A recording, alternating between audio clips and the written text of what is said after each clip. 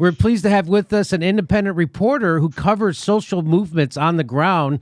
His work has been suppressed on YouTube and Twitter. He's a co-founder of News to Share Reports. He is Ford Fisher. Hey, Ford, how are you? Thanks for coming on. Hey, thank you for having me. Good to be here. Now, you're an actual journalist. You're on the ground at lots of protests, and you take lots of video of a lot of stuff. And somehow you ended up in this shit story at the Intercept, which we just talked about with Glenn Greenwald.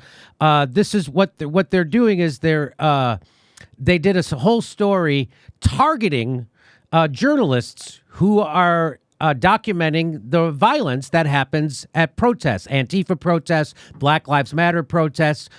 They go out with a video camera. You're one of them, and you document what's going on. That's called journalism. That's what you do.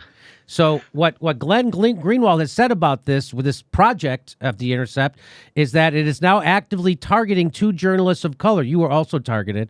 They have 2 white male reporters here putting a target on their backs for the crime of reporting on Antifa riots. This is genuinely disgusting and dangerous. Press freedom groups should condemn this. So let me just show the video of what they're doing, and then it'll come to you for it. Sure. The sound of glass breaking on Inauguration Day in Portland, Oregon, as black-clad anti-capitalist protesters attacked a Democratic Party office, was music to the ears of Julio Rosas, the video journalist who recorded these images. So they're not mad at the people doing that. They're mad at the people who videotaped it. This is The Intercept. And not only that, but they're outing them. They're putting a target on their back. Hey, Antifa, here's the videographers that you should look out for and probably rough up when you see them. Right. That's because Rosas, who were... Go ahead. I was going to say what's kind of interesting or maybe different across most of the people who they talked about in that article. So you kind of highlighted 2 of them. They had a handful, and then who they were describing as kind of the right-wing journalists or journalists who work for right-wing publications. And then they kind of throw in a couple of extra examples who they never actually say are right-wing, although it's the headline. And so they ended up including me and BG on the Scene, who is another video journalist who does something sort of similar to what I do. I think the thing that's really unfortunate is they didn't actually ask for comment on any of this stuff. And the sources that they claim to, or the one source that they linked to in my particular case, where they are actually using as an illustration of violence against media, a video I once shot where right-wing militia members approached me. And so I was approached by a person with a firearm in their, so this is an armed person who is trying to evict me from a public right-wing event. And as they used that example, they felt the need to qualify it by saying who some on the left have described as possibly having right-wing sympathies. And when they said that, they linked to a account that is supposedly an Antifa account, but it has less than 200 followers, and it hasn't actually tweeted in 2 years. And what that tweet actually said, and it was only retweeted twice. It's not like I have no idea how they even found this, to be honest. But clearly they had to dig pretty deep to find a criticism that would fit. But the basis of the criticism in that tweet was they claimed, oh, well, they once covered a right-wing event that happened in North Carolina, and they claimed something like, and it was deceptively edited to favor the right. But it was live stream coverage. It was a 50-minute long video of a 50-minute long event. So it's just flatly not true. I had never seen the criticism at the time, and it seems like practically nobody did, but somehow The Intercept found it. So let me just play some more of this video that The Intercept put out, so people watching this video will get a taste for the garbage that they're doing. Like, you cannot overstate how nefarious yellow journalism. It's the opposite. They're literally targeting journalists for doing journalists and trying to make it seem like they're committing a crime. And here we go. For the right-wing website Town Hall specializes in shooting viral video of mayhem at left-wing protests.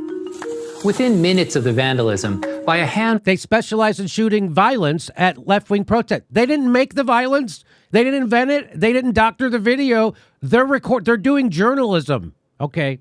Of activists who broke off from a small march Rosas posted his video on Twitter, where it racked up over 1 million views. And they make that sound like that's somehow bad. That means that guy's a good journalist because people want to see the reporting he's doing live on the ground. Something the Intercept will never do at an Antifa protest or a Black Lives Matter protest. You'll never see an Intercept reporter on the ground. And that's why they have to show video from someone else, because the Intercept is never there. I mean, I thought there was some kind of irony to this video being a 25-minute video that relies on the footage that is shot on the ground at these things. In my particular case, my entire business model is I go to events, I live stream them beginning to end, and I publish HD footage highlights afterwards, and people can still refer to the live stream so they know they're getting the full context of everything I shoot, and I license that to other networks. And so other outlets, like in this case the Intercept, but CNN, NBC, all of the outlets that people have heard of rely on footage from people like me and some of the others mentioned in this story in order to actually do that reporting. So I find it unfortunate, I guess, that I was kind of grouped in with this. But I also feel like on a broader scale, the larger problem actually that they're getting at, where they're describing how the right wing has been sort of fed this viewpoint that social justice activism is always violent and so forth, and they're blaming these particular videographers. I would probably place the blame much more so on shows like Tucker Carlson, Sean Hannity, places that only talk about Antifa, Black Lives Matter, and so forth when they turn violent. In the case of somebody like myself who has a YouTube channel where I'm filming activism every single week, most of the content that I film is actually peaceful stuff. So there's there's absolutely no mention of that in this story. And with 2 paragraphs about me in particular, in the context of a story about right-wing smearing and blah, blah, blah, blah, blah, I found it unfortunate to be grouped in with them. So we're going to get to what they wrote about you, but let's just finish this goddamn video. With his tweet, Rosas had beaten his friend and rival, Jorge Ventura of the Daily Caller, by 6 minutes. But when Rosas... they're showing pictures of people destroying property, and the guy's holding the camera. What a nefarious asshole. It's like black is white, up is down, in is out.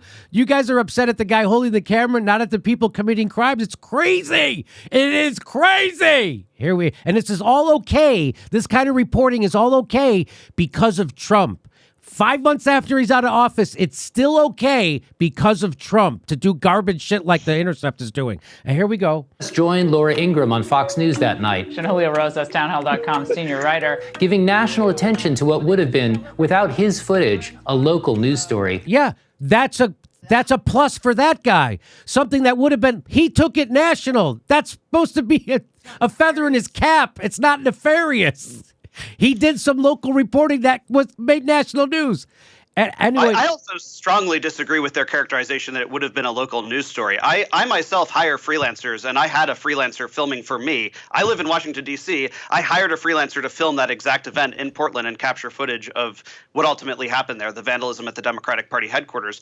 But I think it's a national or even international level story that it is important for people to understand that the left in the United States is not happy with Joe Biden. The fact that they're attacking a Democratic Party headquarters during the inauguration of a Democratic president, yes, it's a local story as it relates to vandalism, but I think it highlights a much wider political trend, which is the left is still not happy with President Biden. And that's not a right-wing message. That's a truthful message. That's an accurate message. Did Putin pay you to say that, or are you just making that up? Because that sounds like something Putin would make you say. All right, let's finish this video. Ventura held the camera for the live shot. So they want a revolution. How do you feel? It's just so hard being me. I'm just constantly on primetime TV. As a reporter focused on protest movements... So he's a reporter focused on protest movements, meaning he doesn't actually ever go to protests. He doesn't actually do any original reporting. What he does is he reads the tweets of people who are at protests, and then he reports on their tweets. That's not reporting. I don't know what it is. It's propaganda. And that's what this guy does. And we just debunked his garbage reporting on Syria. So he did propaganda on Syria, and he told it wrong. He did CIA talking points. So this guy's a straight up liar for the establishment who came right from the New York Times to the Intercept and has now turned the Intercept into shit. And now they're doing stuff like this. And so they put him in black and white and they make him look like the serious reporter. He's the garbage man. You are the guys, the people he's reporting on are the actual reporters who are actually going and putting themselves in harm's way at violent protests to capture them and cover them and give them to the news so people know what's going on. He's not doing any of that. This guy's a coward of all cowards and a propagandist of the highest order. And of course, he works at the Intercept, which, as their founder said, is complete shit. Here we go. I've been studying video of chaotic events for more than a decade. He's been studying videos. And that's... He definitely needs some videographers to provide the content for him to study. So he's been studying these videos and what... I live blogged Iran's disputed election. He live blogged Iran's disputed election.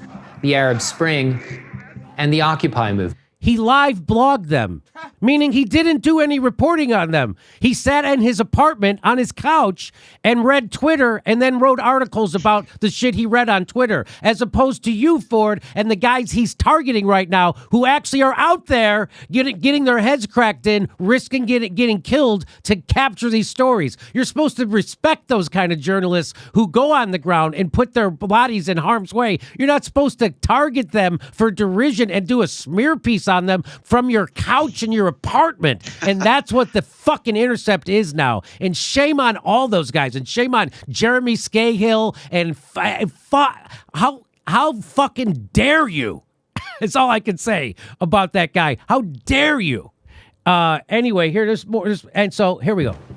And one thing I've learned is that whether a clip was posted online by a witness in Cairo or Kenosha, it always helps to know who shot the video and why.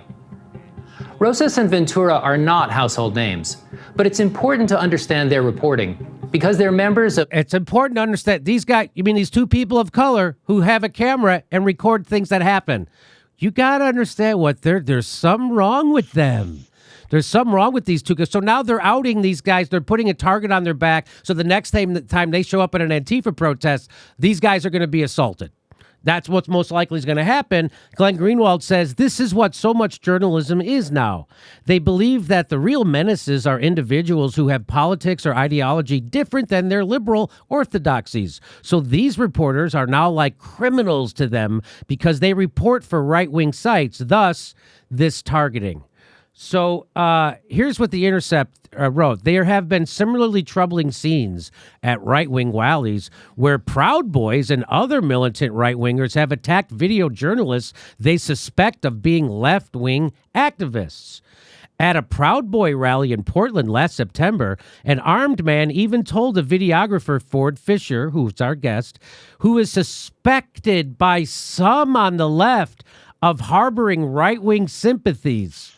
So they just throw that in there. He is suspected by some. Who? We don't know.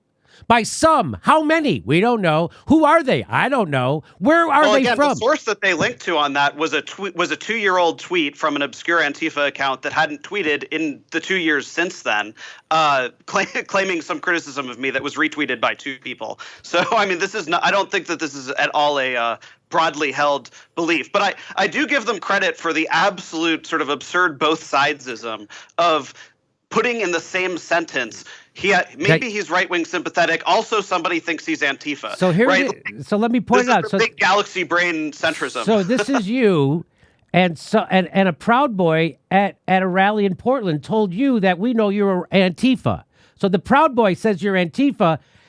The Intercept says no. We suspect that he's got right-wing sympathies. So they do both things in one paragraph. So either way, they got you smeared. Yeah, I mean, I didn't particularly appreciate that they used the term videographer, which is true, but as opposed to video journalist, journalist, filmmaker, right? I think in my Twitter, I define myself as filmmaker and journalist. I think Wikipedia calls me filmmaker and journalist, something like that. So for them to say videographer, I felt like they were trying to link me intrinsically to the other people who they were describing as right-wing in this story. Fisher, who was overheard in another videographer's recording, telling the right-wing security guards who wanted him to leave, "I'm like very friendly with a lot of people here," tweeted that he was eventually saved by the Proud Boys leader, Enrique Tarrio, who told them I'm independent and to leave me alone. So what I get from there is that the Proud Boys decided not to do physical violence against you because their leader realized that you weren't Antifa or a right-winger, but you were independent. And so what's actually really important, because I filmed this whole thing and they did see the video, it's included in part in the documentary kind of that you were showing there. They linked to my tweet, and the thing where they say that Enrique Tarrio saved me, what I wrote was ultimately the Proud Boy leader told them I'm independent and to leave me alone. And they changed that into Enrique saved him. Saved him? And in reference to the I'm like very friendly with a lot of people here, I did actually say those words. There were other people, journalists, including conservative journalists, who I had met and spoken to at that event. And as I was being confronted for about 7 minutes by these right-wing militia people, there was one who actually came to my defense, someone who I knew as a fellow guest on a radio program from a while back. And she came up and was like, why are we doing this? I thought we were constitutionalists. Isn't it the left who bothers journalists and blah, blah, blah. And so she kind of advocated on my behalf. And I was like, look, just talk to like the leaders of your group I've covered like a million times. They actually know me. You know, if they want me to leave, I'll leave. And then when we went over to them, what actually happened was Enrique Tarrio joked. I was like, basically, this guy thinks that I'm an Antifa and wants to kick me out. Is that true? And Enrique goes, yeah, that's probably because it's true. Just kidding. Stop giving this guy shit. You know, he's independent. He's fine. Whatever.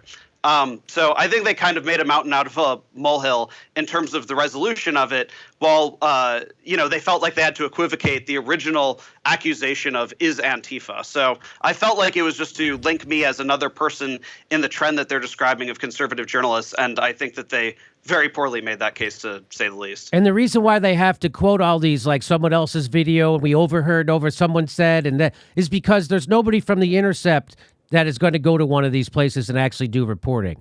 So that even though they have all the money in the world, they're not actually going to show up at a protest and report because guys like Robert Mackey are fucking cowards.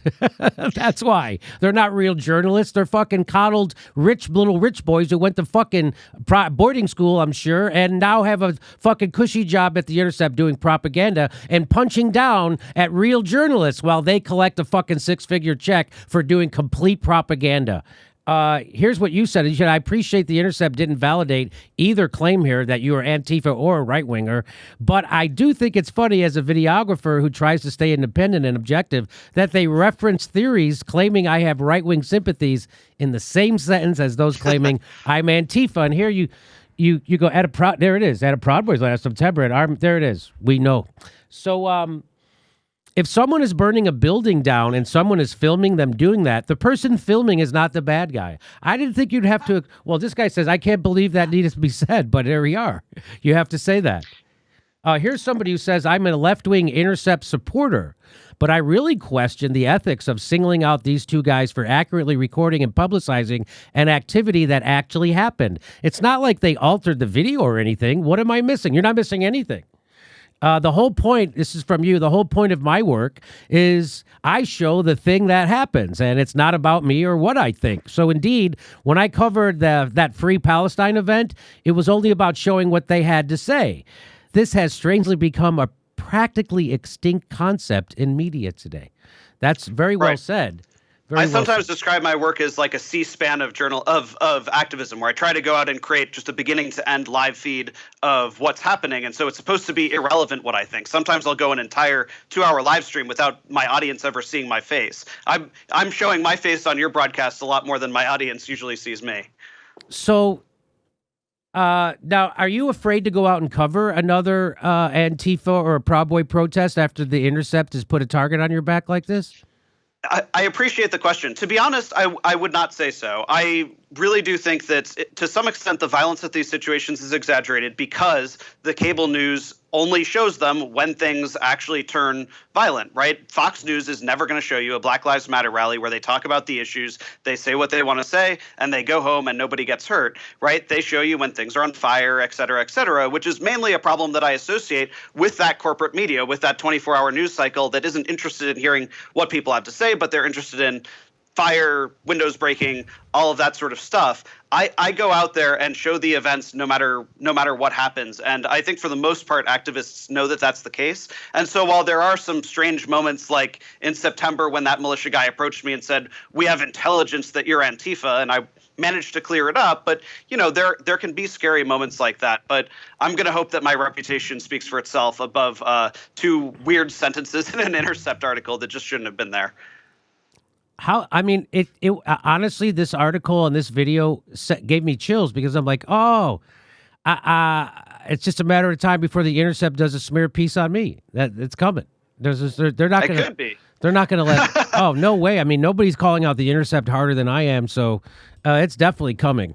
And there was a story on Daily Beast about you once that actually referenced me in quite a similar way, except that it was calling you the dirtbag left. Yeah. Right. So this story was about this story that we're talking about on the Intercept is, look at these journalists that serve the right wing. And then they kind of vaguely at the end say like, there's this other guy, Ford, some think he's right, some think he's left. In a different context, the Daily Beast is like, meet the dirtbag left. Yes. They showed you, and then 20 paragraphs down, they said there's this guy named Ford who talked about something that you referenced once. Yeah, they called me the dirt. What happened was I interviewed a Boogaloo boy for it. I don't know if you saw that. Oh, I've seen that. I've interviewed the same guy several times, Magnus. So you're on the ground. You actually are covering these social movements like Black Lives Matters and Antifa protests. So I want to get your assessment of the Boogaloo's boy. Now, I interviewed that guy, Magnus, and he claimed that the Boogaloo boys are non-racist, anti-war, and pro-LGBTQ, and they work with Black Lives Matter and Antifa. Now, you've been on the ground. Is that accurate, what he said? So I think that it's a little bit more complicated than that. I actually did an entire thread detailing about a half a year of content following your interview with Magnus. I think that it's true, but with mixed results. The Boogaloos have tried, in many cases, to form alliances with the left, but as basically extreme libertarians, they are not perfectly aligned with the left or the right, right? They certainly diverge from the left on issues like private property ownership, capitalism, and so forth. And so there's a lot of skepticism by certain groups about do the Boogaloos protect private property, for example, and does that sort of align them with sort of fascism or with the right wing or something? So I have seen Boogaloos rally together with Black Lives Matter on issues about police violence, what they see as police brutality, targeted gun control, people who have died in jail, for example. I actually saw there was a really, really interesting event that I went to in person. And again, I don't think I ever really saw this in the media, where the Boogaloos were part of a coalition that was protesting in Ohio against the shutdown stuff, right? So anti-COVID shutdown. This would be kind of aligning them with the right. So there were right-wing militia people there were sort of MAGA supporters, and the Boogaloos were among them. And what was really fascinating about that, and the Proud Boys were there, by the way. The Boogaloos started off the day on the side of the Proud Boys. And what was interesting was because of largely the Proud Boys' presence, the Black Lives Matter and Antifa groups of the area came to counter-protest them. And when that happened, the Boogaloos went over straight into the middle. They stood with their rifles in between the two sides, facing toward the right wing, and it became arguing between the Proud Boys and the Boogaloos, like, why are you defending Black Lives Matter? And the Boogaloos were describing, well, they have a right to free speech, and they were describing in particular that they aligned with the left on the police, whereas the Proud Boys were sort of sucking up to the police. And so the arguments were things like, who do you think's actually going to enforce the lockdown? It's going to be cops, right? And so there was interesting dialogue, but it actually did escalate into fistfights. Boogaloos fought with Proud Boys that day, and by the very end of the day, I filmed an interaction in which black bloc-clad, self-identified anti-fascists actually shook hands with them, and they said, regardless of the wider thing that's going on, so referencing that these two groups would traditionally be seen as rivals, that they stood together that day, and he said something like, and that does count for something. So there are certainly mixed results. I've been at other events where leftists have come to counter-protest and the Boogaloos have tried to say we're on your side, and the leftists have absolutely not had it. So it's very situational and it's very fragile, I think, based on what they're actually doing. So you wouldn't challenge Magnus's claim. You're not pushing back on his claim that they often. Well, you just told a story about where they protected. So that he I said think they it's a good protect. example where the alliance with the left of the Boogaloos is situational, issue by issue. They certainly try to make it happen. Sometimes there's pushback, and sometimes they're successful at doing it on the street. In other words, there's nuance, and you need live independent journalists to actually show that. And so, what was your reaction when you saw people reacting to our interview with Magnus, a Boogaloo boy, as if he was in the KKK instead of someone who's opposing this stuff like that? Yeah, I mean, so I think that there's definitely an ideological rigidity that can happen on either side, and sometimes there is some clashing when people actually try to make those overlaps. I find those alliances very interesting because there was a time when even like people sometimes conflate Black Lives Matter, Antifa. Those are two kind of independent ideologies that have found reasons to coalesce with each other. But for example, in 2014, 2015, I remember when white anarchist was kind of used as almost a slur among Black Lives Matter activists, like look out for white anarchists who are going to try to hijack our event, escalate it, whatever. And now largely they've been able to, hybridize, that they've been able to work together. Sometimes anti-fascists are viewed as security for BLM, and sometimes they still want nothing to do with each other or want their events distinct. Boogaloos, I think, are in the very beginning stages, first of all, of existing, right, as a relatively new movement. But they're also having a challenging time where they are trying to make coalitions, in some cases, with sides like the Proud Boys on something like, and that fell apart and they, fist fought, but where they're literally standing on the same side of an issue of COVID with the Proud Boys, but then they try to ally with the left on policing. And so, it's messy, and it remains to be seen what direction they'll end up going. Hey, everybody, this is the part where I tell you where all our live shows are, but there aren't any. And then this is why I tell you to join our premium program and get extra content, but nobody's got a fucking job. So just enjoy the video.